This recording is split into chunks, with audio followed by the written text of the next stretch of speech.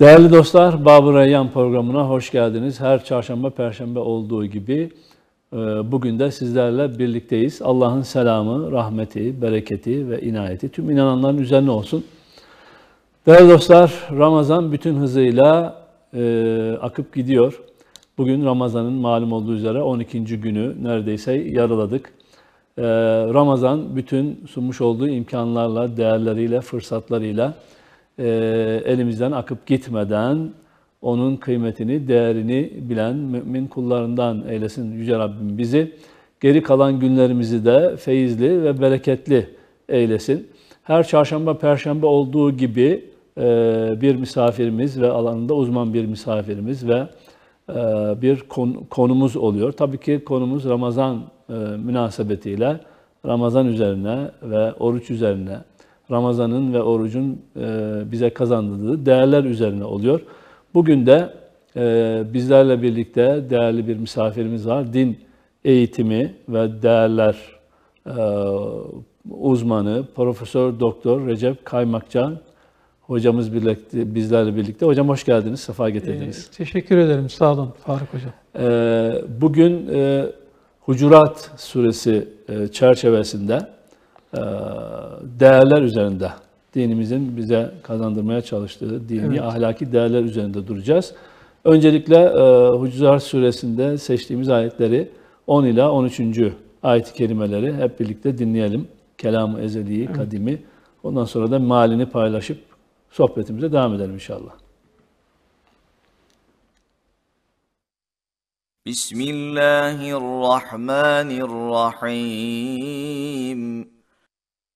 İnnemel mu'minûne ihvetun feaslihû beyne ahavaykum vettequllâhe leallekum turhamûn. يا أيها الذين آمنوا لا يسخر قوم من قوم عسى أن يكونوا خيرا منهم ولا نساء من نساء عسى أن يكن خيرا منهن ولا تلمزوا أنفسكم ولا تنابزوا بالألقاب بئس الاسم الفسوق بعد الإيمان ومن لم يتب فأولئك هم الظالمون يا أيها الذين آمنوا اجتنبوا كثيرا من الظن إن بعض الظن إثم ولا تجسسوا ولا يغتب بعضكم بعضا أيحب أحدكم أن يأكل لحم أخيه ميتا فكرهتموه واتقوا الله إن الله تواب رحيم يا أيها الناس إنا خلقناكم من ذكر وأنثى وجعلناكم شعوبا وقبائل لتعارفوا إن أكرمكم عند الله أتقاكم إن الله عليم خبير Sadakallahul azim. Evet değerli dostlar, Hucurat Suresi 10 ila 13. ayeti kerimeleri dinledik. Yüce Rabbimizin kelamını, onun mealini sizlerle paylaşıyoruz. Müminler ancak kardeştirler. Öyleyse kardeşlerinizin arasını düzeltin. Allah'a karşı gelmekten sakının ki size merhamet edilsin. Ey iman edenler! Bir topluluk bir diğerini alaya almasın. Belki onlar kendilerinden daha iyidirler. Kadınlar da diğer kadınları alaya almasın. Belki onlar kendilerinden daha iyidirler. Birbirinizi karalamayın, birbirinizi kötü lakaplarla çağırmayın. İmandan sonra fasıklık ne kötü bir namdır. Kim de tevbe etmezse işte onlar zalimlerin ta kendileridir. Ey iman edenler! Zannın çoğundan sakının. Çünkü zannın bir kısmı günahtır. Birbirinizin kusurlarını ve mahremiyetlerini araştırmayın. Birbirinizin gıybetini yapmayın.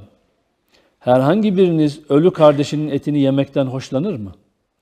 İşte bundan tiksindiniz. Allah'a karşı gelmekten sakının. Şüphesiz Allah tevbeyi çok kabul edendir, çok merhamet edendir. Ey insanlar! Şüphe yok ki biz sizi bir erkek ve bir dişiden yarattık.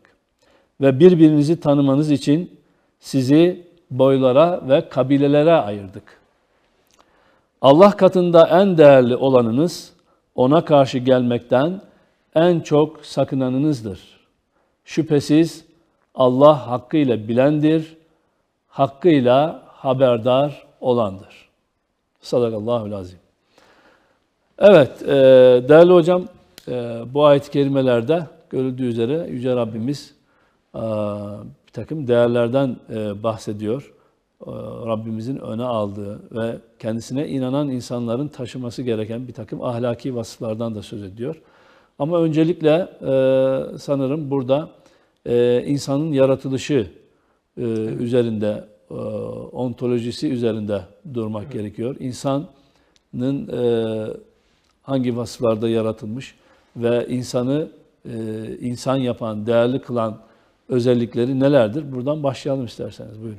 Evet, teşekkür ediyorum. Seyircilerimize hayırlı Ramazanlar ve iyi akşamlar diliyorum. Tabii ki değerler, ahlaki değerler konusu gündeme geldiği zaman bu konuların en değerli toplu verildiği surelerin başında Hucurat suresi gelmekte. Biliyorsunuz Yüce Kitabımız Kur'an-ı Kerim aynı zamanda bir Müslümanın referans göstereceği değerlerin neler olduğu konusunda da bize fikir veriyor. Biliyorsunuz değerler bir şeyin doğru veya yanlış olduğunu, ahlaki değerler hangi bir konuda tercihte bulunurken aldığımız temel referanslar diyebiliriz. Ahlaki değerler olunca da iyi, kötü, doğru, yanlış gibi konular gündeme geliyor. Tabii kendi aklımızla bulduğumuz iyi ve kötü ile ilgili değerler var. İdeolojilerin ve dünya görüşlerinin, tecrübelerin ortaya koyduğu değerler var. Bir de bunların hepsinin daha üstünde inanan için inandığı dinin ortaya koyduğu değerler var. Şüphesiz ki bir Müslüman için de en önemli, daha aşkın bir boyuta sahip olan değer sağlayıcı Yüce Kitabımız Kur'an-ı Kerim'dir. Biz de bu akşam esmalar da aslında çok değerleri ortaya koyma açısından fevkalade değerlidir ama bir akşam yapabileceğimiz sohbet çerçevesinde Hucurat Suresini referans almanın uygun olduğunu düşünüyorum. Biliyorsunuz esas itibariyle din Allah'la insan ve eşya, kainat arasındaki ilişkileri düzenliyor. Bu ilişkilerin tanıtıyor. Bu ilişkiler hakkında bize bilgi veriyor. Bu ilişkilerde nelere dikkat etmemiz gerektiğini söylüyor.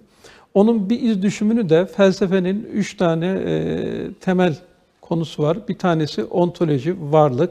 Diğeri epistemoloji, bilgi. Üçüncüsü de aksiyoloji, değer. Yani klasik bir konu. Aslında ahlaki değerler konusu böyle felsefenin çok kadim konularından bir tanesini oluşturuyor. Şimdi burada biz isterseniz 10 ile 13. ayetleri okudu Kur'an-ı Kerim'den, Hucurat Suresinin. Biz 13.sünden başlayalım. 13. ayeti kerimesinde Hucurat Suresinin ilk olarak ontolojik olarak biz nasılız, nereden geldik bize onu anlatıyor bir anlamda. Varlık açısından bilinebileceğimizi anlatıyor ve Kur'an-ı Kerim'in anlatması şu demek. Bizim bilgimizle ilk yaratılışın, bizim nereden geldiğimizi gerçek anlamda bilme şansımız yok. Yani zaten bir sürü fırtınalar da orada kopuyor. İnsanoğlu nereden geldi, ne yaptı, dünya nasıldır falan gibi.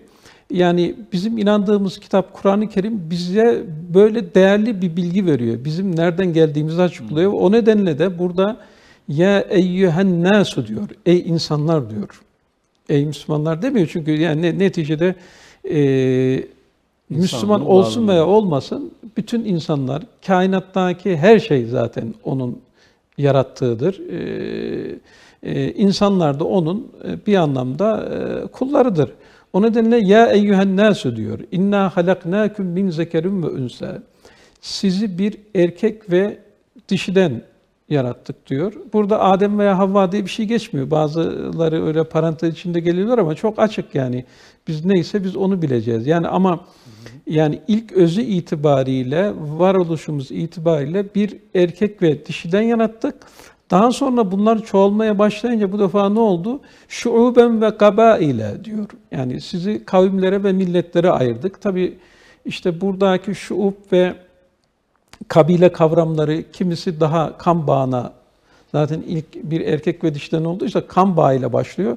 Büyüdükçe bu kan bağını aşan, işte daha üst bir sosyolojik anlamda örgütlenmeye doğru gidiyoruz.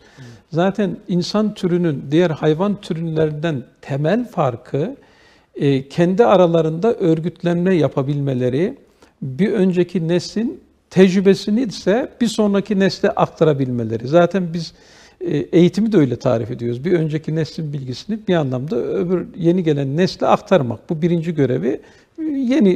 Onlar da yenilerini bulacaklar. Yani hayvanlardan falan temel farkımız bizim önceki tecrübeyi aktararak önce kabileler oluşuyor kan bağına. Daha sonra kabileleri aşan işte millet türü örgütlenmeler, daha soyutlaması olan kan bağını aşan örgütlenmeler var. Biz baktığımız zaman insanlık tarihine görmüyor muyuz? Bunu görüyoruz. Yani kan bağıyla işte aşireti bilmem nesi var. Onun dışında daha üst işte hemşericilikler var veya milliyetler var. İşte bunların hepsini oluşturuluyor. Dolayısıyla bu tür oluşumların Allah'ın muradına biz uygun olduğunu aynı zamanda görüyoruz değer olarak. Yani ontolojik olarak bunlar var diyor. Bunlar gerçek diyor. Yani Kur'an-ı Kerim'in gene başka ayetlerinde bizim mesela şeye saygı duymamız lazım. Kur'an-ı Kerim ayet kavramını sosyolojik yasalara da Kur'an-ı Kerim ayet diyor. Fiziksel yasalara da ayet diyor. İşte Kur'an-ı Kerim'in cümlelerine de ayet diyor. Allah'ın ayetlerine de saygı duyun diyor.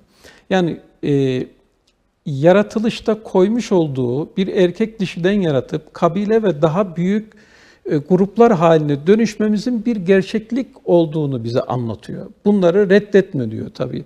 Farklı millet ve kabile olunca farklı diller de oluşuyor. Yani dilleri ve farklı renklerde olmasını başka ayeti kelimelerde gene Kur'an-ı Kerim'de Allah'ın ayeti olarak var diyor ve ayetlere saygı duyun diyor bunlara. Yani yani burada bunları inkar edin demiyor yani. İnsanların içindeki kavmi, milleti, farklı dilleri konuşmasını, farklı renklerde olmasını yaratılıştaki Allah'ın koyduğu yasasına uygun bir faaliyet olarak bize gösteriyor ve bunu inkar etmeyin diyor. Abi sen farklı renkteysen farklı renkte olabilirsin. Dili konuşuyorsun, konuşabilirsin. Bunları reddetme diyor. Akabinde bunlar aslında hepsi külli iradenin, Allah'ın koymuş olduğu plan, kader çerçevesinde yeryüzünde gerçekleştirdiği sünneti. Allah'ın sünnetini ve ayetlerini inkar ettiğimiz zaman sıkıntı yaşıyoruz. Problemler oluyor.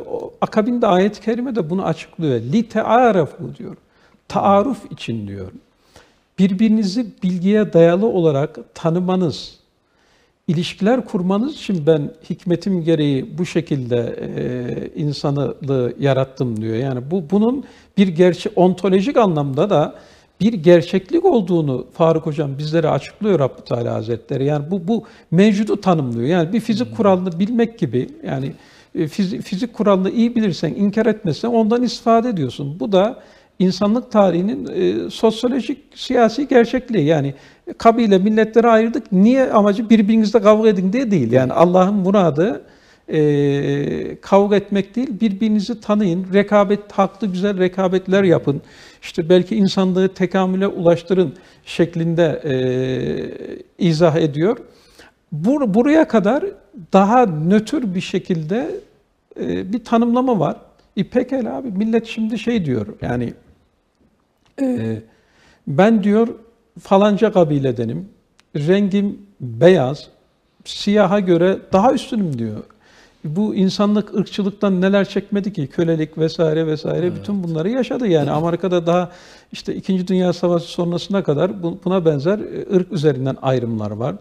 Veyahut da ben işte İngilizim, işte şeyden daha üstünüm, Almandan daha üstünüm diyor, Fransızdan daha üstünüm, ben Türk'üm, Kürt'ten daha üstünüm gibi böyle insanın aklına şeyler geliyor, düşünceler geliyor. Orada da Allah-u Teala Kur'an-ı Mübin'inde çok açık, hiç tartışmaya yer olmaksızın, bak bu bir ontolojik gerçeklik. Bak böyle yarattım diyor. Benim muradım bu diyor. Burada diyor, siz şimdi bu işe başlayacaksınız. Yani üstünlük yarışına girmeye başlayacaksınız. Ben size söyleyeyim diyor. Bak sizi yaratan, bütün kainatı yaratan, bütün evreni yaratan olarak söyleyeyim. Benim katımda üstünlük ölçüsü diyor. İnne ekremekum indallahi etkâkum. Allah katında sizin en ikrama layık olanınız, en iyi olanınız, takva sahibi olanınızdır buyuruyor. Bu muhteşem bir şey. Bu muhteşem bir şey. Bütün diğer ayrımları tamamen ortadan kaldırıyor. Abi. Onlar çünkü göreceli şeyler. Ayrımı kaldırmıyor. Ayrım duruyor ama üstünlük taslamanıza gerek yok diyor.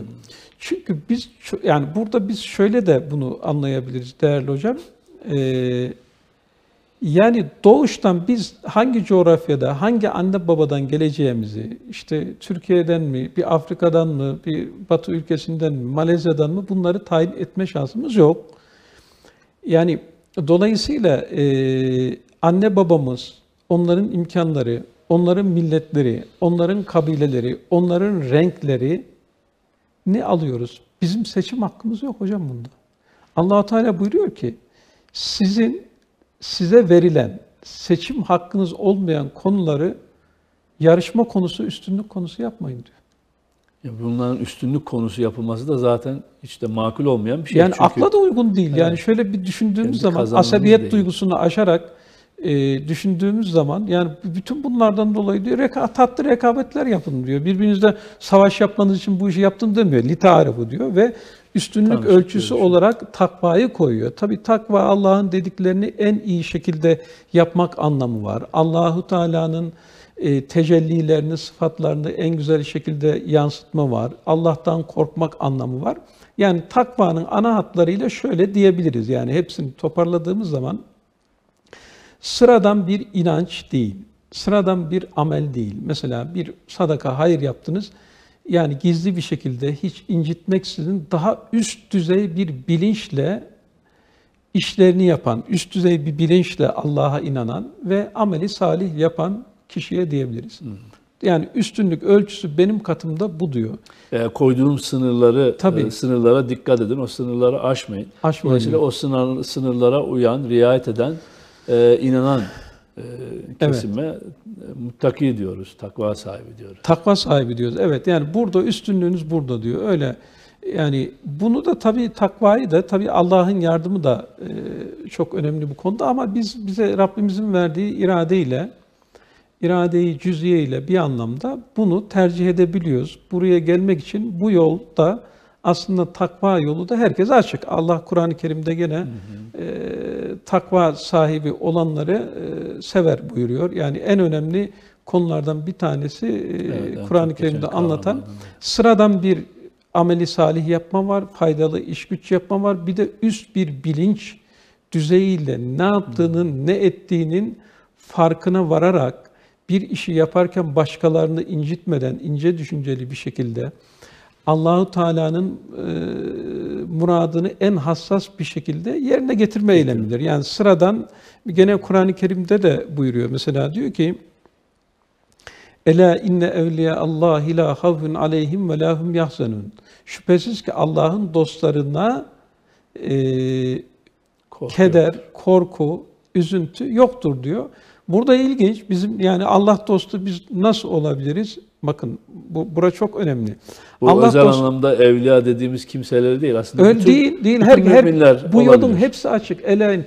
Ellezine amenu, evliyalar kim? Onlar iman edenler ve kânû yettegûn ve ittiga üzere, yani takva üzere olanlar. Bakın, en üst ulaşılması gereken hedef muttaki diyor.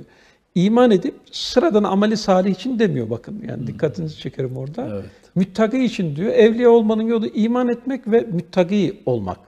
Yani burada yani şey oluyor. Bu yani mesela Maslow'un falan ihtiyaçlar hiyerarşisi, kişilik gelişim teorilerinde en üst bir ideal koyarlar. İşte Maslow'unkinde nedir? Şeydir. Kişinin kendisini gerçekleştirmesi der orada. Çok az kişi buna ulaşır der. Ama öyle bir ideal tipoloji koyuyor. Bir Müslümanın, daha doğrusu bir insanın ulaşması gereken en üst nitelik iman ve takva sahibi olmaktır şeklinde biz anlayabiliriz. O da Allah'ın dostu olmak veya Allah'ın dostu oluyorsun zaten. Evet, Allah'ın sevdiği bir kul olmak. Evet. Asıl gaye, hedef o. Ona giden yolda bu Tabii ki. takva çok önemli. Ondan unsur. daha büyük bir şey yok. Yani Allah'ın dostu olmaktan daha harika ne olabilir? Keşke mübarek Ramazan ayı aslında Allah'ın dostu olma konusunda da bize fırsatlar oluşturuyor. Şeytanların aktivitelerini biraz Allah-u Teala kısıyor hadis-i şeriflerden. Yani insanlığı kötüle sürükleyen işte zincirlendiği söyleniyor. Tabii oruçla birlikte nefsimizi biz biraz şey yapıyoruz. İşte yeme içmede belli kısıtlamalara gidiyoruz. Bir manevi iklim oluşturuyor. Yani Allah'ın dostu olma konusunda bir ortam bize oluşturuyor. Rabbim bizleri inşallah kendi dostu, Kur'an'da anlatıldığı şekliyle dostu olup hüzün ve kederden, korkudan emin olanlardan eylesin. Çünkü onlar da Kur'an-ı Kerim'de onun mükafatları bayağı yoğun bir şekilde bizlere açıklanıyor. Yani burada ki 13. ayeti Hucurat Suresinin harika bir şeyi yani. Nereden geldik? Daha sonra fert olarak neydik? Sosyolojik olarak kabilelere, milletlere ayırdık. Bundaki amacımızın ne olduğunu, taarruf olduğunu, tarıma, iyi ilişkiler kurma, tatlı rekabetler yapma olduğunu, yani savaş yap falan demiyor burada yani. Ana hedef bu. Ana hedeften her zaman sapmalar olabilir. O ayrı bir konu ve üstünlük ölçüsü olarak da en şu anki yani fevkalade harika, daha soyut takvayı ön plana çıkıyor. Yani takva demek iyi bir Müslüman olmak, iyi bir insan olmak, üst düzeyde bunu yaşayabilmek diyor. Bu Cibril hadisinde geçtiği üzere yani takva sahibi olmak aynı zamanda ihsan şuuruna sahip olup İhsan şuuruna sahip olmak. o şekilde yaşamak şeklinde de anlayabiliriz. Yani diyor ya işte mel ihsan diyor. İhsan nedir? İslam nedir? İman nedir? Ve bir de ihsan nedir buyuruyor şeyde. Hadis-i şerifte. Hadis-i şeriflerde. Burada da yani Allah'ın seni görüyormuşçasına Allah'a kulluk etmektir diyor. Sen onu görmüyorsan da o seni görüyor. Yani aslında Allah-u Teala bu çok enteresan bir şey. Aynı zamanda takva boyutuna geçtiğiniz zaman sürekli Allah'la birlikte olma bilinçteki seviyeniz de artıyor. Biz günlük hayatın akışı içerisinde çoğunlukla o bilinç düzeyimiz çok zayıflıyor. Yani takvada çünkü kainattaki her şey Allah'ın gayrında değil. Yani bir anlamda Allah-u Teala Hazretleri sürekli yaratmaya devam ediyor. Yani Rahman suresinde külle yevmin huve fî şe'n. O her an bir yaratılış ve oluştadır buyuruyor. Yaratıp bırakmış değil, yaratılışı sürüyor. Belki biz şu anda sürüyor. programa başladığımızdan bu tarafa binlerce, yüz binlerce kez yaratılıyor. Şuradaki ışıkların hiçbirisi burada sürekli daima durmuyor. Yani çok sürekli geldiğimiz için bizim gözümüz daimi gibi. Onun gibi Allah'ın yaratılışı sürekli devam ediyor. Her an devam ediyor. Yani buraya itibariyle de mesela Yunan felsefesinde Aristo'dan falan İslam dini ayrılıyor. Bir yarattı, ondan sonra yasalarını koydu, devam ediyor. Saati kurdu, bıraktı şeklinde bir evet, bu kurdu ama bırakmadı. Sürekli de yapıyor. Gene Kur'an-ı Kerim'de inne Rabbeke fealun lima yurid. Yani bir iş yapmayı, yaratmayı Sürekli bir sürekli faaliyet devam halinde, ediyor. evet. Yani onları da bir anlamda devam ediyor. Yani diyor ki Kur'an-ı Kerim'de kainatla ontolojik olarak ilişkim, ben yarattım, kurallarını koydum ve sürekli yaratmaya, etkileşim ve iletişim içinde olmaya devam ediyorum. Sizleri bırakmış falan değilim. Bu yönüyle modern düşünceden, modernizmden veya materyalist düşüncelerden evren tasarımı, dünya tasarımı, toplum tasarımı itibariyle İslamiyet'in ayrıldığını da görüyoruz. Bize değer sağlayan Kur'an-ı Kerim, tabii ki yani Allah hepsini yaratan, var, yoktan var eden, vardan da var eden, kadiri mutlak olarak onun bilme, her şeyi biliyor abi. Bizim bilgimiz ona göre minnacık, yani böyle çok fevkalade sınırlı. Dolayısıyla bu referans sistemini biz daha sonraki değerleri, insanlar arası ilişkileri, ahlaki yapıyı değerlendirirken bunu ilk başta göz ardı etmememiz lazım.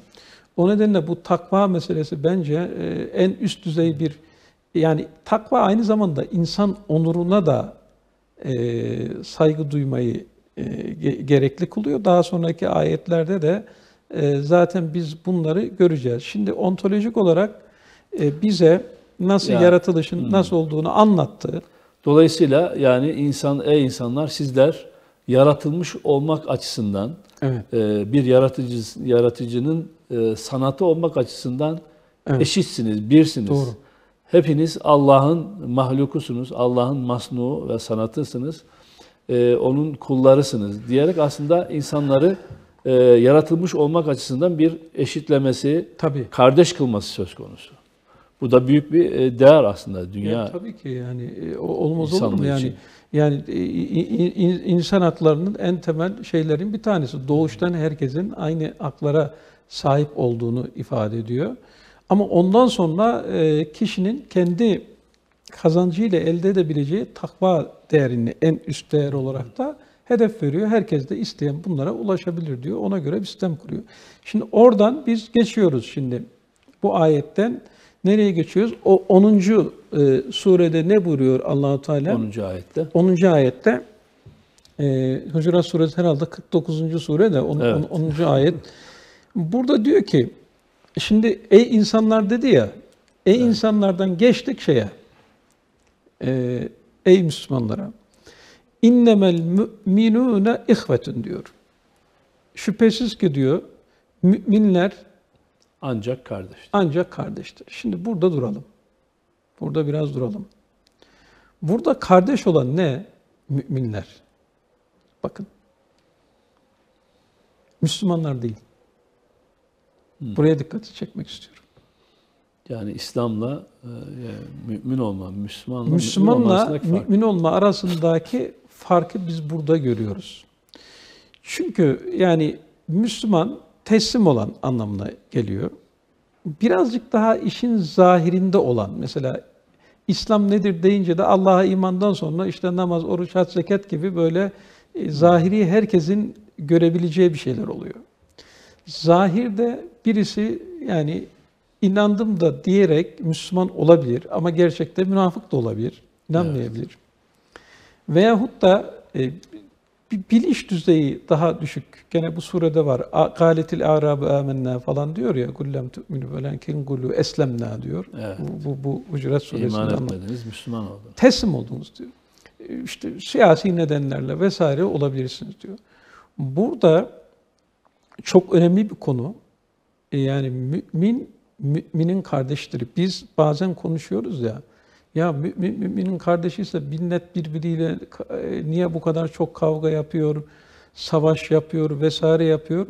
O zaman Müslümanın kardeşi şeklinde anlıyoruz. Biz aynı zamanda yaşadığımız toplumda kendisini başka türlü tanımlamayan herkese biz Müslüman diyoruz, değil mi? Evet. Yani işte Hristiyanların yoğunlukta yaşadığına da Hristiyan diyorlar onlar. Bu sosyolojik bir tabir ve tarif. Ama mümin olmak gene Kur'an-ı Kerim'de ya eyyühellezine amenu aminu. Hadi buyurun ne diyeceksiniz? İman edenlere bir daha iman edin diyor abi. bir üst bilinçle, Bilinç halinden bahsediyor. yani böyle bir üst düzeyde Allah'a ve iman esaslarına farkında vararak iman etmek. Yani buradaki Yani anadan babadan görme şeklinde değil, bir taklidi iman değil de burada araştırmaya dayalı, çok kendi güzel. gücü, enerjisiyle hakikati bularak ulaşmaktan bahsediyor iman deyince. Evet, en azından ben öyle anlıyorum. Çünkü burada Müslüman diyebilirdim. Burada özel olarak mümin demek. Mümin demek hem inanmak hem güvenmek demek. Bugünkü Müslümanların İslam dünyasındaki temel problemi biz Allah'a inanıyoruz da yeterince güvenmiyoruz gibi geliyor bana Faruk Hoca. Yani şimdi bu emin olmak ve güvenmek o kadar önemli ki gene değerler konusunda işliyoruz ya. Dünya Değerler Araştırması var. Dünya Değerler Araştırması her 5-6 yılda bir işte en son 70-80 ülke falan katıldı. Türkiye de bunlara katılıyor. İslam dünyası, Batı dünyası falan filan var. Buradaki araştırmalarda sorulan sorulardan bir tanesi işte yaşayan bir başkasına ne kadar güvenirsin deniyor. Bu soru soruluyor. Evet. Bir başkasına güven konusunda İslam ülkeleri hep gerideler abi ya. 70 ülke arasında en son araştırmada hafızam beni yanıltmıyorsa sondan 6.'yız abi ya Türkiye. Yani güven, yani şimdi sen diyorsun ki günlük hayatta vecize haline gelmiş. Abi babana bile güvenme diyorsun şimdi. Yani bizim Türkçe'ye söz girmiş. Çok kötü bir söz. Tabii çok kötü bir söz abi. Yani güvenmek durumda iman demek, güvenmek demek işte bak. Müslimlikten müminliğe geçiş çok önemli bir değer. Ve bunun biz yansımalarını sosyal hayatta, ticaret hayatında, kamu hayatında, beşeri ilişkilerde biz bunları görüyoruz abi. Mümin bak, ey iman edenler iman ediniz. Gene bu boyuta geldiğimiz zaman ne oluyor biliyor musun? Allah-u Teala'nın esmasından bir tanesi neydi hocam? Mümin değil mi? Mümin abi. Ha işte. Orayla iletişim kurmuyor, bağ kurmaya başlıyoruz abi. Güvenmek, dayanmak, yapacaklarından emin olmak. Bakın, nereden nereye doğru gidiyor? Bu durumda olan işte diyor kardeşler Yani, buyuruyor. Allah'ın ismi mümin, dolayısıyla kendisine güvenilecek zat. Tabii, şüphe yok. Dayanılacak bir zat. Dolayısıyla mümin de güvenilir kişi olmak zorunda. Evet, Allah'ın ismiyle, ahlakıyla ahlaklanacaksa, onun ismiyle, mümin ismiyle kuşanıp her alanda, her insan karşısında güvenilir bir şahsiyet olması gerekiyor. Evet.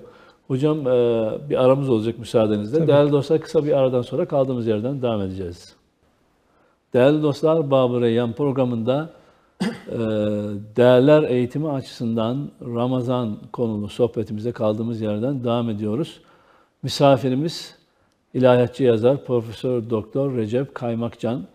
Hocam bir önceki bölümde Müslüman ile mümin arasındaki farktan bahsediyorduk. Dolayısıyla birçoğumuzun Müslümanlıktan mümin olmaya terfi edemediği, sadece Müslüman olmakla kaldı, teslim olmakla kaldı ama mümin seviyesine ulaşmadığından söz ettik. Mümin olmak, güven vermek, güvenilir olmak, herkese bu güveni yansıtabilen insan demek. Her şeyden önce Allah'a güveneceksin. Evet. Daha sonradan da onların kullarına. Şimdi burada bir de şey aklıma geldi güvenle ilgili. Biliyorsunuz Peygamberimiz Hazreti Muhammed'in peygamberlikten önceki vasıflarından bir tanesi neydi? Muhammedül Emin'di. Yani orada var. Yani şu anda İslam dünyasının ve Türkiye'deki Müslümanların en çok ihtiyaç duydukları şey herhalde güven duygusunu geliştirici bir bakış açısıyla İslam'a yeniden bakmak, toplumsal ilişkilere bakmak. Burada da ayet-i kerimede söylüyor. Yani biz buna uymazsak da bize irade vermiş, uymuyoruz işte. Uyarsak hem bu dünya hayatında, ticaret hayatında, sosyal hayatta daha böyle insanları huzura götüren bir hayat olacak. Hem de Allah'la ilişkilerimizi bir anlamda güçlendireceğiz. Burada yani mümin olmak demek aslında doğru olmak, dürüst olmak, güvenilir olmak. Güvenilir olmak demek. Daha üst bir değer oluyor. Müslümanlığa göre üst değer oluyor. Şimdi bunlar diyor birbirinin kardeşidir. Yani burada Müslümanın kardeşi demiyor. Bir daha hatırlatayım. Pekala diyor. Fe aslihu beyne ahaveyküm. Kardeşlerinizin arasını, şimdi müminleri kardeş yaptı ya, müminler arasında buna rağmen bir ihtilaf veyahut da bir problem çıkabilir çekişme diyor. olabilir. Bakın olabilir diyor. Ferdi alanda müminlerin arasında olabilir. Böyle iki insanın arasında veya grupların arasında, şimdi gruplara da başka ayette denk geleceğiz, şimdi onu anlatacağız. Ferdi olarak sorun olduğu zaman ne yapıyoruz biz? İşte birilerine gaz veriyoruz. Abi sen çok haklısın, sen çok güzelsin falan. Böyle bir yöntem benimsemeyin diyor. Müminlerin arasını düzeltmeye çalışın diyor. Bakın bu bir emir bize, yani Müslümanlara. O anlaşmazlığı körüklemeyin, daha da ateşlemeyin. Evet. Evet. Ya bak bundan harika bir değer olur mu abi? Yani şimdi düşünsene, ve bunu yaratıcımız bize göndermiş olduğu, Allah'la bizim aramızda onun emirlerinin ne olduğunu en iyi vesika Allah'ın kitabı Kur'an-ı Kerim.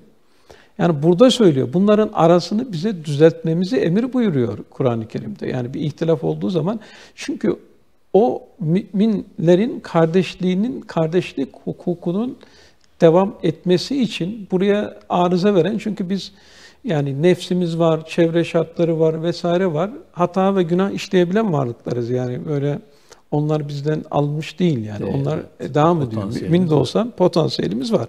Burada bunların arasını düzeltin diyor. Şimdi öbür ayeti incelerken tekrar buraya geri dönebiliriz. Yani bu arayı düzeltmek için, yani arkadaşı olabilir, bir iş yerindeki çalıştığı olabilir, bir büyüğü olabilir vesaire olabilir. Yani burada bir inisiyatif alması lazım veya çok gerekirse de kurumsallaştırma olayı var. Yani toplumsal olduğu zaman bir anlamda kurumsallaştırma. Özetle çıkan bir sorun, müminlerin arasında olan sorun olduğu zaman bunu sorundan ben işte ne fayda sağlarım veyahut da bana ne efendim falan diyerek kenara çekilemeyiz. Bir sorumluluk bilinci, uygun vasıtaları kullanarak işte uygunun ne olduğunu, olayın olduğu bağlama aralarını düzeltmemiz gerekiyor yani burada. İhtilaf halinde olan kişilerin yakınları, Evet. Dolayısıyla yakın olduğu tarafı körü körüne desteklemekten ziyade hakkı, hakkaniyeti ön plana alıp Tabii. O iki mümin kardeşi barıştırma yönüne gitmeli. Lazım. Herhangi bu ihtilaftan, bu çatışmadan bir menfaat peşinde olmamalı, Tabii. bir çıkar peşinde olmamalı.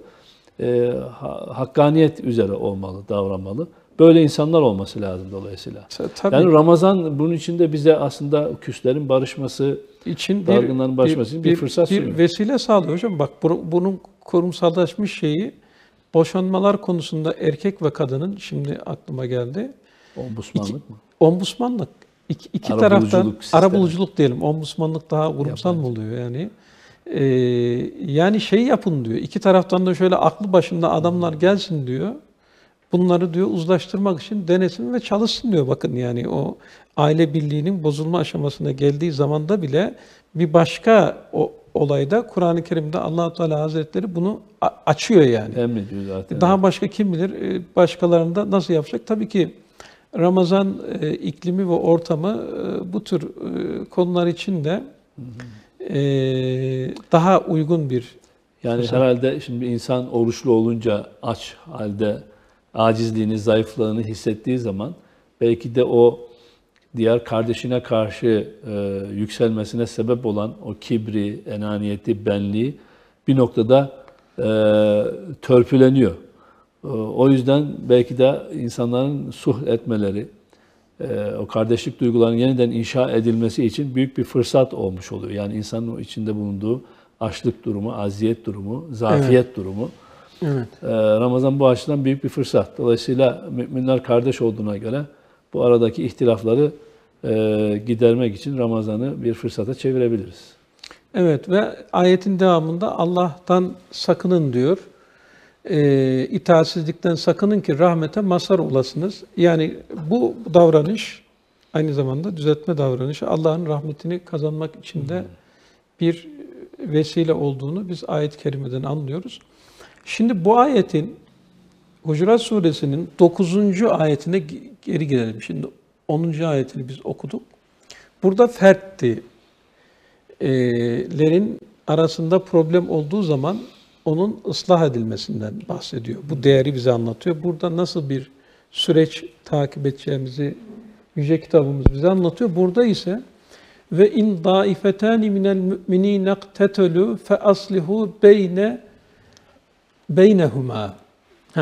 Şimdi burada da diyor ki ey mümin, eğer müminlerden iki grup, burada da gene müminlerden diyor, birbiriyle kavgaya tutuşursa hemen arasını düzeltin. Hoppa, bakın burada mümin ferdi anlattı. Burada ise bir grup, toplum Veya devlet de olabilir. devlet de olabilir. İki mümin olan grubu anlattı. Bunlar arasında da yani insan oğlu olduğu zaman zaten işte Hazreti Adem'i yaratılış esnasında da meleklerin itirazı o. Yeryüzünde Kan. fesat çıkaracak, kan dökecek böyle bir potansiyeli var. Yani bu potansiyele rağmen iyi tarafı güçlendirerek çok güzel bir yere de gelebiliriz. Olumsuz tarafa doğru da Yani gidebiliriz. Allah-u Teala bunu açıkça söylemiş oluyor dolayısıyla. Yani siz müminsiniz, kardeşsiniz. Dolayısıyla aranızda hiçbir pürüz, hiçbir problem olmayacak, Öyle bir şey hiçbir yok. kavga olmayacak, böyle bir şey yok. Böyle Yani bir dünya dediğine yok. göre pürüz olacak demektir, Olacağını sıkıntı olacak önden söylüyor. demektir. Günlük yaşam ve tarih bize öğretmiş ki pürüzlerimiz var abi. Müslümanların arasında zaten dolu hocam. Yani Müslümanlar şu anda İslam coğrafyasına baktığımız zaman inşallah Allah bir birlik, beraberlik nasip etsin.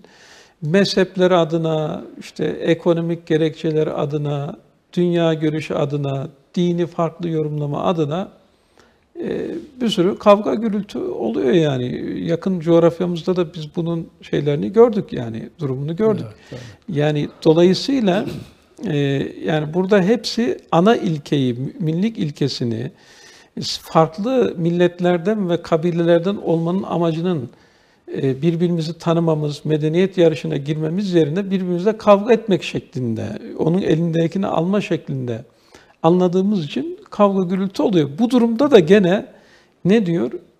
İki tarafın, abi bir taraf iyi savaşırsa ben ekonomik çıkar elde edebilirim. O zayıfladığı zaman o güç bana geçer gibi bir pozisyonda bulunmayın diyor abi. Çıkar. Yani aslında şu anki hani dış politikada falan var ya hep ulusal çıkar. Ben bir türlü anlamıyorum. Bu dış politikada ulusal çıkar 2 kere 2 5 derse onu yapın der gibi anlatıyorlar uluslararası ilişkiler hocaları şimdi televizyonlarda falan görüyoruz abi. Bunu da çok ahlaki bu bağlamda bulmak Değil. çok zor hocam yani. Ulusal çıkarınız eğer hakkaniyete uygun değilse, Abi kesin haksızsın senin ulusun. Ne yapacağım şimdi ben? Buna cevaz vermiyor hocam. Bak burada esas olan ne? hukuk. Takva diyor abi. Bak, ölçüyü koydu ya ilk başta. En üstünüz orada. Ona göre bu yani devletler bunu yapabilir, yapmayabilir. O ayrı bir konu. Ama buradaki ölçü iki taraf bir ve in daifetani minel mu'minine iqtetelu fe aslihu beynehuma. O ikisinin arasını bozuyor. Pekala bunu abi nasıl yapacağız? İşte arabuluculuk var veya bizim toplum da aslında bunu yapıyor ya. Eski geleneklerimizde bir büyükleri vardı, saygı duyulan kişiler var ailelerde falan. Şimdi tabii şehirleşmeyle birlikte onlar kayboluyor. bunlar şey yaptı yani o eski formatını icra edemez hale geldi. Yani dolayısıyla bu aynı zamanda toplum içindeki böyle ayrışmaları, ayrışmaları ufakken önlenebilecek bir şeyi daha büyüyor falan mesela fert düzeyinde. Tabii bunda şeyin de etkisi var Faruk Bey. Çok ferdiyetçi bir toplum oldu. Bak ferdi olmak iyi bir şey, ferdiyetçilik sorun getiriyor. Yani hep ben.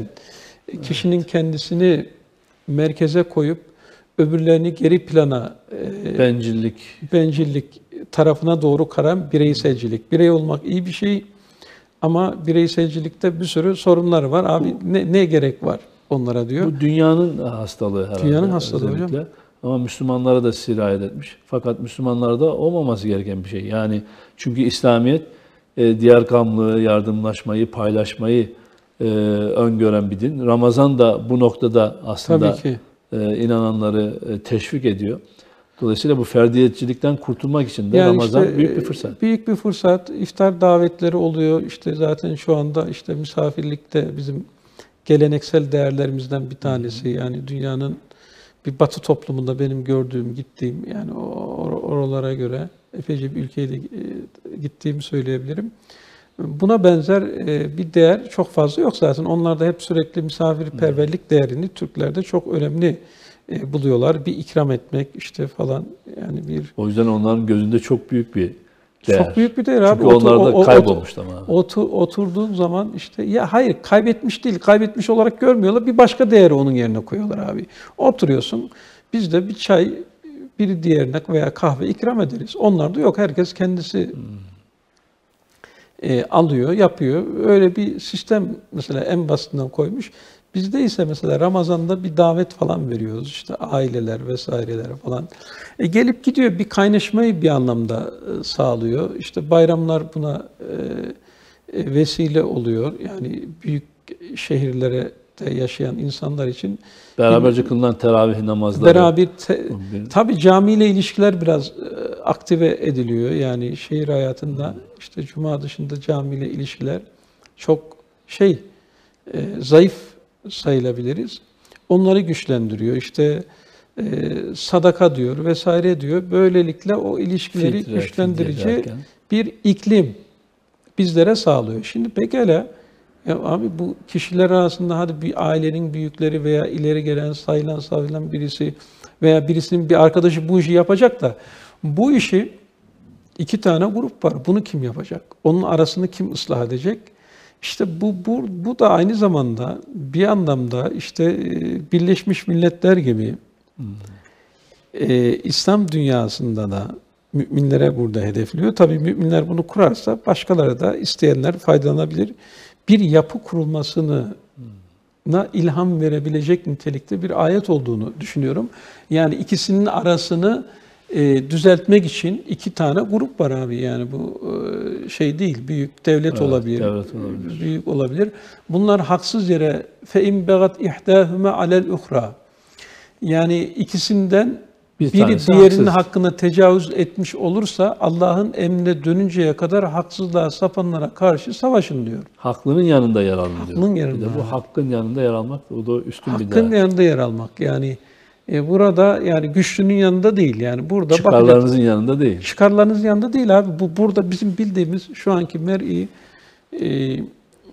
siyaset bilimi verilerine göre bayağı burası şey yapıyor yani. Ulusal çıkarlar meselesiyle tamamen tamamen haksızsa tutup da yani. İslamiyet'te yani çıkarlar değil. Önemli olan hak, hukuk, hakkaniyet. Evet, onlar. Yani mümin olmak onu emrediyor abi, bakın. Bak burada da mümin diyor yani. Müslümseniz öbürünü tercih etme imkanınız var abi yani. Belki kazan demek bir hakkaniyet ölçüsü olabilir. Kazan evet. Olur tabii ki. İki tarafa da. Sadece ben kazanayım. Sadece ben kazanayım, ben bundan alayım, benim şu anda gücüm var. Yani burada da sömürü anlayışı tabii. Ara buluculuk yaparken sen tutup sürekli işte zaten şu anki dünyadaki sistem de Birleşmiş Milletler sisteminin şu anda bayağı iflas ettiğini biz görüyoruz. Bunun nedenleri arasında da 5 tane üye diğerlerinden daha yetkili oluyor ve her şeyi veto edebiliyor. Veto diyor. Çıkarına uymadığı zaman veto ediyor. Veto diyor yani bu veto sayesinde diyelim ki İsrail'in aleyhine bir karar anlamıyor yani güncel bir konu olduğu için. Dolayısıyla onlar veto diyor. Bu hakkaniyetten uzak hocam. Yani özellikle burada da bize Kur'an-ı Kerim'in getirdiği temel değer fertlerin arasındaki problemlerde, toplumlar arası problemlerde hakkın yanında yer almamız lazım. Onları daha çok tetikleme yerine aralarını bir anlamda bizim düzeltmemiz gerektiğini Allah-u Teala bizlere ifade ediyor. Yani. İslam Konferansı Teşkilatı herhalde son ismi öyle miydi? Bir iki isim değişikliği olmuş. Yani İslam Konferansı Teşkilatı. İslam İşbirliği Teşkilatı hocam. İşbirliği Teşkilatı mı? 57-58 ülke herhalde. Evet. Yani bu da o dediğiniz anlamda bir fonksiyon icra edebilir ama tabii ki yani görünüşte tesis edilmiş bir kurum olmaktan çıkıp daha aktif, etkili bir hale gelirse tabii ki bunlar gerçekleşebilir. Olmayacak şeyler değil tabii. Yani mümkün nüvesi var. Şu anda aralarındaki birliği farklı etnisiteye dayanan Müslüman olmaktan, mezhebe, meşrebe dayanan Müslüman olmaktan bir birlik ana hatlarıyla Allah'ın ipine sımsıkı sarılırsak Kur'an-ı Kerim'e bunu da sağlayabiliriz. Yavaş yavaş güçlendikçe o yöne doğru gidebilir. İslam İşbirliği Teşkilatı kendi aralarında buna yönelik de bir şey yapabilirler. Evet, yani bir uygulama bunun fonksiyonel olarak iş yapması için birçok şeyi baştan engelleyebilirler. Yani yangın sönmeden önce, yayılmadan önceki halde bir yapı yapabilirler. Tabii ki bu bilinç düzeyinin gelmesi için epeyce bir mesafede kat etmemiz gerekiyor gibi de geliyor. Çünkü bu işleri yapmak aynı zamanda istemek ve bunu yapabilecek güç olmaktan geliyor. İnşallah. Şimdi isterseniz şeye geçelim bu defa. Buyurun. Pekala Müslümanlar neydi? Kardeşti. Burada ne diyor? Ya eyyühellezine amenu diyor 11. ayette. La yeshar kavmun min kavmin asa en yekuna hayran minhum. Yani diyor ey iman edenler bir topluluk diğer bir toplulukta alay etmesin. Zira onlar kendilerinden daha iyi olabilirler. Ayetin devamında kadınlar da başka kadınları alay etmesinler. Çünkü onlar öbüründen daha iyi olabilir.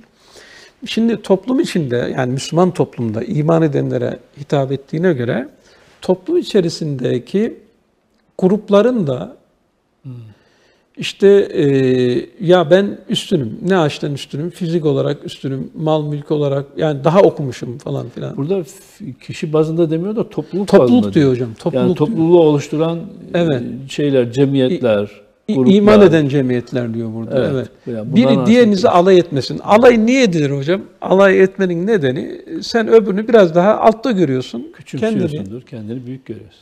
Yani cidden o üstünlük sende olabilir, olmayabilir. Yani işte falanca yerde doğdu diye, falanca işte ilde yaşadı diyor veyahut da işte renginden dolayı diyebilirsin, milletinden dolayı diyebilirsin.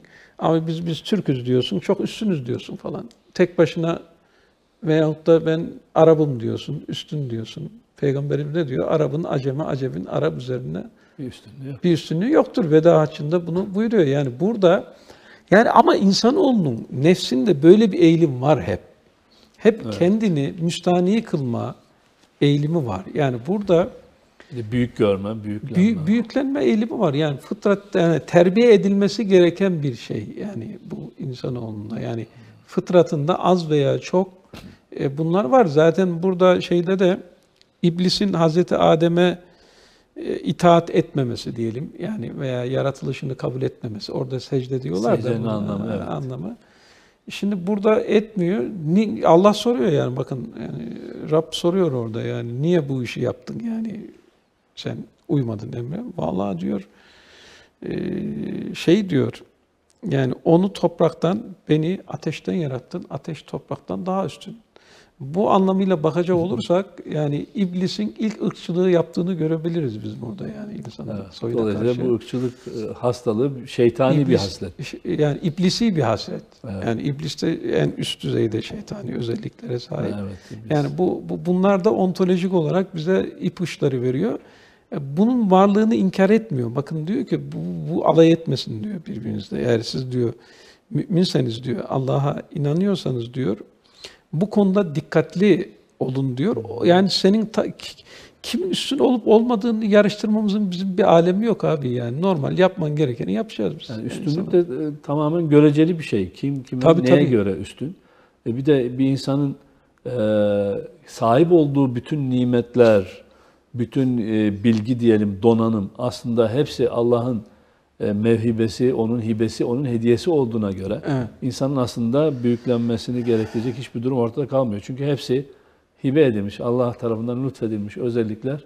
O noktadan düşündüğünde tabii ki kibirlenmeye de yer kalmadı. Hocam yani çok iyi olabilirsin. Yani dünyada Kur'an-ı Kerim'de et-devrün dâviliha beynennâs. Güç topu insanlar arasında sürekli dolaşır diyor. Şimdi diyelim ki sanayi devrimi oldu. Bak şimdi sanayi devrimi 4.0 robotlar bilmem neler. Şimdi belki başka millet Çin belki daha ön plana çıkacak. Medeniyet daha önceden İslam medeniyeti tekrar inşallah İslam medeniyeti yükselir de. Yani bunlar arasındaki bir geçişlik var. İkincisi mümince bir bakış açısıyla tamam abi cidden de sen kişi başına milli geliri işte sanayide, teknolojide, insani gelişmişlik endekslerine iyi oldun. Abi niye alay ediyorsun, üstünlük yapıyorsun? Şükretmek lazım. Evet.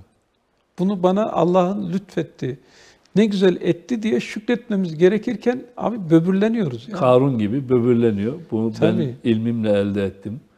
Şunu ben elde var ettim. ettim. Bunu tamam elde etmişsin. Sen zaten bir gayret gösterdiğin için Allah da sana vermiş. Evet. Sen de Allah'ın kulusun zaten. Ondan ayrı değilsin.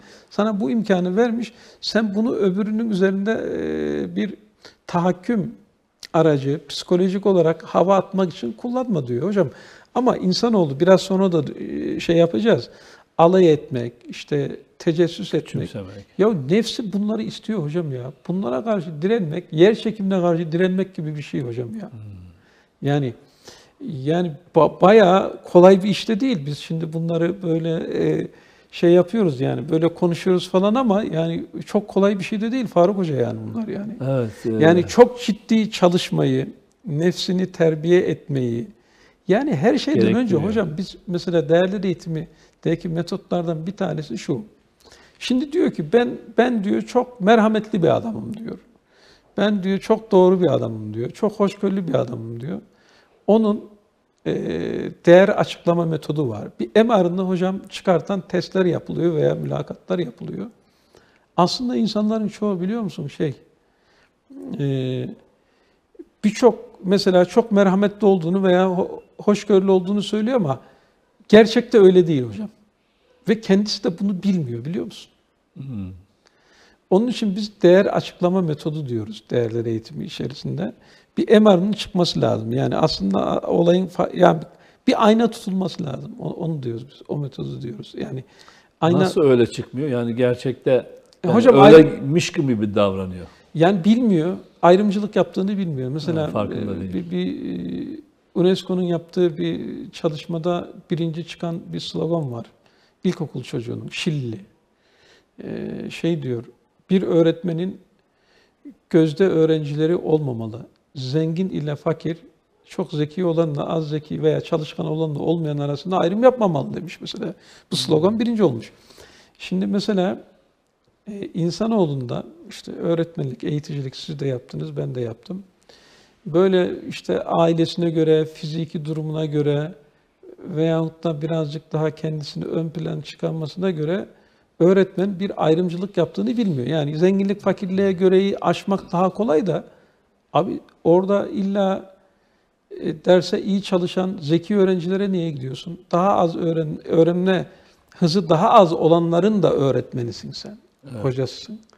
Onları da bir basamak yukarıya çıkmak için uğraşacaksın sen. Bu da bir ayrımcılık bir anlamda. Yani yaptığının sürekli bizim hayatımıza alışkanlıklar idare ediyor. Alışkanlık haline getirdiği için öyle bir ayrımcılık yaptığını veyahut da ahlaki değerleri ihlal ettiğini bir bölümde bilmiyor. Yani bunun da şey yapılması lazım. Farkındalığının ve yüzleşmesinde yapılması lazım. Yani bizim mesela şimdi burada açıklayacağımız konulardan ayet-i kerimede ne devam ediyor? Dolayısıyla yani insanın birçok kötü hasletleri var, kötü ahlakları var. Kötülüğe bir meyilli tarafı var. Var. Yani insanın zalim ve cehul olduğundan, Tabii. çok zalim ve cahil olduğundan bahsediyor Allah Teala. Dolayısıyla bu yönlerinin törpülenmesi, terbiye edilmesi, tezkiye ve tasfiye edilmesi gerekiyor. Ramazan da bunun için bu değerlerin kazanılması için bir iklim, bir ortam oluşturuyor, bir okul oluşturuyor. Ve bundan da istifade etmek lazım. Nasıl istifade edilebilir hocam bu noktada? Yani orucun o oluşturduğu atmosferden... Yani biri mesela hadis-i şerif aklıma geldi. Sizi biri sataştığı zaman ben oruçluyum de çek git. Veyahut da işte gıybet konusu falan da gelecek ama yani söyleyelim. Birinin hataları şunu bunu çekiştiriliyorsa orayı terk edeceksin birazcık daha. Yani yani bir duruş sergilememiz lazım hocam. O cürme ortak olmamak adına. Efendim? O cürme ortak olmamak tabii adına. hocam mesela biz bunu işte alaya almak, işte isim ayet-i kerimenin devamında açıklıyor. Arkasında kötü lakaplarla onun hoşuna gitmeyecek bir lakapla sen onu anıyorsun. Tecessüs ediyorsun, ayıplarını araştırıyorsun. Onun istemediği bir yani onda olabilir o. O istemediği halde sen onun gizli kalmasını istediği bir şeyini buluyorsun, İfşa ortaya ediyorsun. çıkartıyorsun. Bunların hepsi birbiriyle ilgili hocam. Ve ifşayı nasıl yapıyorsun? Gıybet yoluyla yapıyorsun. Evet. Anlatıyorsun. Bunların hepsi birbirine zincir gibi bağlı hocam. Alay etmek, üstün görmek. Üstün görünce kendisini lan bu zayıf diyor. İşte onun ayıplarını falan filan araştırıyor. Alay ediyor. İsim takıyor. O hakkı kendine görüyor. İlk başta bir şey yaptı ya.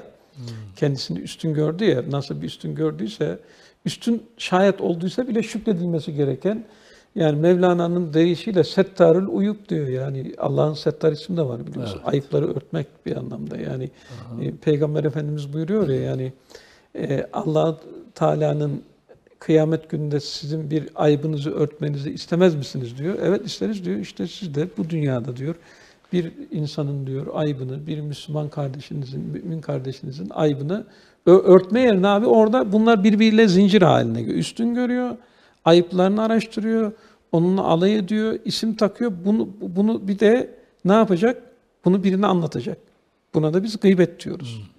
Ve gıybeti Birbirini tetikleyen haset. tabii birbiriyle ilintili ayette. Şeyler. En başta sanırım kibir geliyor yani. Kibir kendisini- geliyor, evet. Kendisini Üst- büyük üst- görmesi. Üstün görme. Hocam kibir Allah'ın dostu olmayı engelleyen bir numaralı sebep nedir desek Kur'an-ı Kerim'de psikoloji kitaplarının hepsinde kibirdir hocam. Ondan daha berbat bir şey yoktur. İblisi de zaten cennetten. Tabii Allah'ın günah rahmetinden işlersin, lanetlenmesin. boyun eğersin, tevbe edersin. Eyvallah kibir. yani yapabiliriz bunu.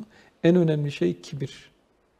O nedenle bu hastalığın abi çok ölümcül bir hastalıktır. Ona yakalanmamak lazım. Yakalanan taraflarımızı da yavaş yavaş Allah'ın da yardımıyla, mübarek Ramazan iklimiyle birlikte birazcık daha iyileştirmek için. Bu açlık, yani tuttuğumuz oruçlar, çektiğimiz bu açlık, belli bir süre içerisinde çektiğimiz açlık aslında insanın kibir duygusunu da törpüleyen bir şey değil mi? Yani, Disipline ediyor hocam biraz ya. yani Disipline insan ediyor. aç kalınca aslında ne kadar aciz olduğunu, zayıf olduğunu, muhtaç olduğunu Tabii hissediyorsun. daha iyi idrak ediyor. Dolayısıyla kibirlenecek bir tarafının olmadığını.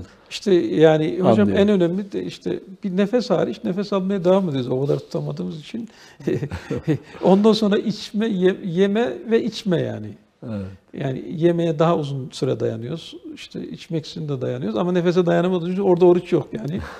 Yani bu 3 tane temel ihtiyaç görme boyutundan ikisinde bir denenmeye bizler tabi tutuluyoruz. O öbür tarafa da etki yapıyor. Tabii orada da yani gene bir farkındalığının olması lazım. Farkındalığı olmayan sırf aç tutuyor, aç kalıyor. Tamam o da hiç yoktan iyidir yani bir şey demiyoruz ama yani bu Ama konuda Peygamber Efendimiz diyor ki yani sizden yalan sözü ve yalan davranışı terk etmeyenin kimselerin açlığına Allah'ın ihtiyacı yoktur şeklinde hadisi Tabii. var. tabii yani burada mesela gıybet bakın.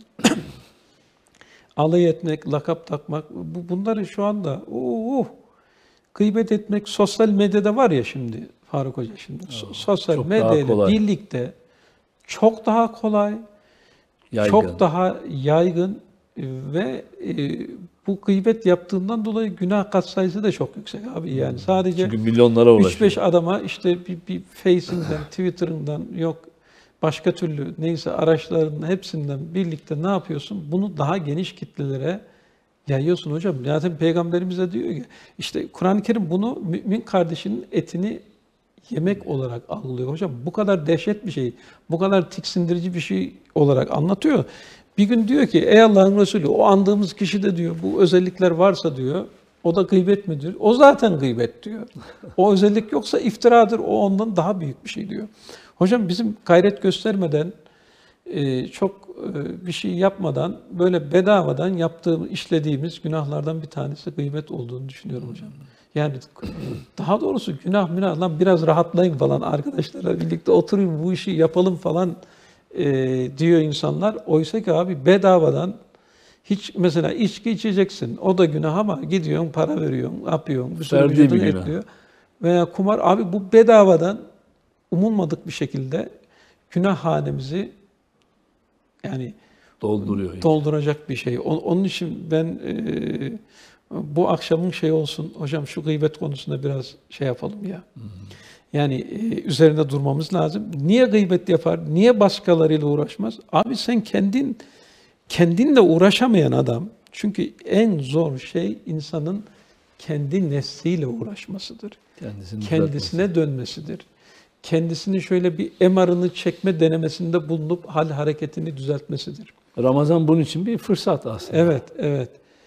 İnşallah o bilinçte oruç tutmayı, Ramazan'ı işte ibadetlerle, tefekkürle, tezekkürle, Kur'an'la birlikte geçirmeyi nasip etsin. Çünkü kişinin kendisine dönmeyince hep başkalarının dedikodusunu, ayıplarını aramaya çalışıyor hocam. Bu aynı zamanda bir kişilikle ilgili de bir problem demektir. Çünkü hocam kişi kendisine dönse, kendi hatalarını aramaya kalksa öbürleriyle uğraşacak vakti olmaz. Veya kendi içine dönebilen bir adam yani onlara çok olumlu bakmaz. Üstelik insanın tekamülü için mesela var. Bir çalışma yapılmıştı, aklıma geldi eğitimci olduğumuz için. Liseli öğrenciler üzerine araştırma yapılmış akademik başarı ile ilgili. Ölçek geliştiriliyor. Akademik olarak başarısızlık nedeni olarak kendisine bağlı, kontrol edebileceği faktörler veyahut da kendi dışındaki faktörler. Kendindeki faktörler disiplinli çalışamadım, derste iyi not tutmadım, vakti iyi değerlendirmedim falan filan. Kendi dışındaki faktörler, müstakil odam yoktu, öğretmen iyi anlatmıyordu, okul eve çok uzaktı, bilmem dış faktörler. Ya tabii ki insanoğlunun başarısında her ikisinin de etkisi var da en çok hangisinin etkisini var konusunda yapılan bilimsel araştırmaların hepsi şunu gösteriyor hocam. Kişi kendinde yani akademik başarısızlığının bile bu somut ölçülebilen bir şeyi kendinde bulan öğrenciler, daha çok kendinde bulan öğrenciler bir sonraki aşamada başarılı oluyorlar. Başarı grafikleri yükseliyor. Kendi dışında bulan insanların ise başarı grafiklerinin yükselmediğini biz görüyoruz. Çünkü insanoğlu kendi nefsini en fazla kontrol edebiliyor. Çevreyi, bulunduğumuz kurumları, devleti vesaireyi biz okulu kontrol edemiyoruz hocam. Yani o açıdan da bu konu önemli diye düşünüyorum. Evet, değerli dostlar, Ankara'da iftar vaktine de yaklaştık. Şu anda Karaman'da iftar vakti girdi. Allah oruçlarını kabul etsin. Karaman'daki mümin kardeşlerimizin. Ankara'da iftar vakti 18.59'da inşallah girecek. Hocam bir dua ile geçiş yapalım mı? Buyurun hocam. Sizden Siz buyurun. Evet. Rabbimiz tuttuğumuz oruçları İzzet-i Dergahı'nda kabul eylesin. Bizi kulluğuna kabul etsin. Kapısından, eşiğinden çevirmesin. Hepinize oruçlarını Rabbim kabul etsin. Hayırlı Ramazanlar, hayırlı iftarlar. İftardan sonra tekrar İstanbul iftarına kadar sohbetimiz devam edecek. Buradayız, bekliyoruz. Değerli dostlar, Bab-ı Reyyan programındasınız. Programımıza kaldığımız yerden devam ediyoruz. Değerler eğitimi açısından Ramazan bize neler katıyor, hangi fırsatları sunuyor? Bu konu üzerinde misafirimizle sohbetimiz devam ediyor. Misafirimiz Profesör Doktor Recep Kaymakcan, ilahiyatçı yazar. Hocam buraya kadar belli değerler üzerinde Kur'an'ın, İslam'ın bize kazandırmaya çalıştığı değerler üzerinde durduk. Ramazan'ın bu konuda nasıl fırsatlar sunduğu üzerinde konuştuk. Çok kısa bir zamanımız kaldı. İstanbul iftarında programımız bitecek. Bu kısa süre içerisinde başka söylemek istedikleriniz nelerdir? Başka şunu söyleyeyim. Günümüzdeki yaşadığımız durumlarla ilgili bir haber geliyor. Haber hızlı yayılıyor. Bu haberin doğruluğu, yanlışlığı tetkik edilmeden yayılıyor. Yani bu insanların onurunu zedeleyebiliyor. Toplumun farklı kesimleri arasında düşmanlıkları tetikleyebiliyor. Onunla ilgili de Rabbimizin Kur'an-ı Kerim'de bu akşam bizim üzerinde durmaya çalıştığımız Hucurat Suresi örneğinden bir ayet üzerinde durmak istiyorum. Hucurat Suresi 6. ayetinde Ya eyyühellezine amenu in ca'ekum fasikum binebeyin fetebeyyenu en tusibu kavmen bi cehaletin fetusbihu ala ma faaltum nadimin. Ey iman edenler diyor. Bilmeden birilerinize zarar verip de sonra yaptığınızda pişman olmamanızı için fasıkın birisi haber getirdiği zaman onu araştırın. Dolayısıyla biz bu günlük hayatta olabilir, bilim dünyasında olabilir. Birisinden bir haber geldiği zaman özellikle de bu fasıksa yani güvenilirliği konusunda sorun varsa onu araştırmamız lazım. Bu ilke çok önemli bir ilke. Daha önceki açıkladığımız işte grupların birbirleriyle kavga etmeleri veyahut da fertlerin arasındaki problem çıkmasının temel nedenlerden bir tanesi yani birçoğu asılsız olan veyahut da işin iç yüzünü tam bilmeden veyahut da bağlamından kopartılmış bilgi, haber, olay veyahut da düşüncelerden dolayı insanlar veyahut da topluluklar birbirlerine karşı bir düşmanlık besleyebiliyorlar. İnsanın onuru veyahut da bir dini grubun, sosyal grubun onuru zedeleniyor. Bunun için de Hucurat Suresi'nde bize altın değerinde bir ilke veriyor. Size fasık birisi yani böyle yani günah işleyebilen yani gene Müslüman olabilir de fark etmiyor yani böyle yani hepimiz günah işleyebiliyoruz da biraz daha fazla işleyebilen. Belki de rahatlıkla açıktan açığa bu işi rahat yapabilen birisi geldiği zaman öncelikli olarak burayı bir kontrol et diyor. Yani o nedenle özellikle sosyal medyayı herkes kullandığı için bugün biz buna daha fazla dikkatli olmamız lazım. Bir de sosyal medyada kim fasık kim değil belli olmadığı için artık bütün gelen haberlere karşı titiz. Çok doğru ifade ettiniz. Bütün gelen haberlere karşı bir seleksiyon yapmamız lazım. Onları veyahut da yani emin olamıyorsan abi paylaşma, sen yapma bu işi. Evet, yani bizde de şöyle yapıyor. Abi herkes yaptı, ben de yapıyorum. Yapma sen de ya. Herkes yani gene Kur'an-ı Kerim'in mantığı aslında baktığımız zaman Kur'an-ı Kerim'de insanların çoğu diye tarif edilen yerler %90'ı olumsuz. İnsanların çoğunluğu aslında yanlış yolda. Hakikat yolunda, Allah'ın yolunda olmuyorlar. Yani bu Kur'an-ı Kerim'den en azından benim anladığım bu. Evet. Öbürleri yapıyor diye biz bu işi sürüye uymamamız lazım. Burada belli bir ilkelere takip etmemiz lazım. Bu da Kur'an-ı Kerim'de Hucurat Suresi'nde bir haber getirildiği zaman, fasık haber getirdiği zaman özellikle onu bir tetkik edip, bir araştırıp yapmamız lazım. Bu aynı zamanda biri bir yerde konuşma yapıyor mesela abi, cımbızla çıkartıyor, bağlamından kopartıyorsun. Buna da girer yani bence yani. Evet. Öyle de. Veyahut da birinin bir düşüncesini alıntılayacağımız zaman, kitap veya makale yazdığımız zaman da adamın ne demek istediğini de düzenli de anlatmamız lazım. Yani onu da bu kapsar. Anlatırız, ondan sonra eleştirebiliriz veya kabul edebiliriz ama neticede onun ne demek istediğini iyi, hakkaniyet çerçevesinde anlatmamız lazım. Yani bilim dünyasının da buna evet, bu noktada dediğiniz gibi çok büyük haksızlıklar, zulümler oluyor. Yani insan söylediği sözün öncesi ve sonrasına siyakı ve sibakı deniyor ona. Ona bakmadan belli sadece bir cümleyi cımbızlayıp öne sunarak insanlara haksızlık ediliyor. Farklı yorumlar yapılıyor, yanlış yorumlar yapılıyor. İnsanların hukukuna giriliyor. Bu sıklıkla yapılan bir şey. Ona da dikkat etmek lazım. Ve bunların hepsi bir sorumluluktur. Bakın biz illa kul hakkı bir de. Kul hakkı, sorumluluk, Allah'ın ilkelerini yani ihlal etmektir. Yani bunları basit görmeyelim. Bakın bugün anlattığımız bir haber gelince araştırmak, gıybet etmek, alay etmek, bilmem ne yapmak vesaire. Yani bütün bunların hepsi insan onurunu korumak içindir. Bunların hepsinde vebal vardır. Yani bazı konulara ülkemizde millet daha dikkat ediyor ama bu konuları öylesine ya günlük hayatın içerisinde sıradan olaylar gibi görüyoruz. İnşallah bu Ramazan ve bu akşamki Ramazan dolayısıyla birlikte yaptığımız bu program bu konuda birazcık daha bir bilinç düzeyinin artmasına seyircilerimizde ve başta bizde olmak üzere vesile olur diye ümit ediyorum. Yoksa yani bunların hepsi bir vebal abi. Yani şimdi sen adamın konuşuyorsun işte arkasından, bazen iftira atıyorsun, bazen bir şey atıyorsun.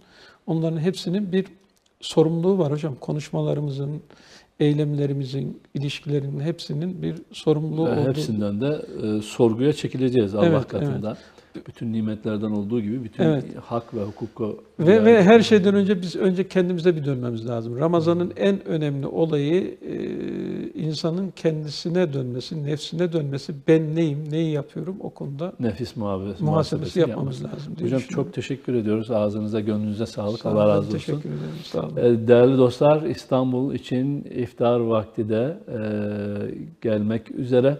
Programımız da burada sona erdi. Yüce Rabbim Ramazanımızı bundan sonra kalan kısmını öncesinden daha da bereketli ve feyizli kılsın. Ramazan'ın sunduğu her türlü nimetten azami istifade etmeyi nasip etsin. Hepinize hayırlı akşamlar diliyorum. Perşembe yine bu saatte birlikte olmak temennisiyle Allah'a emanet olun.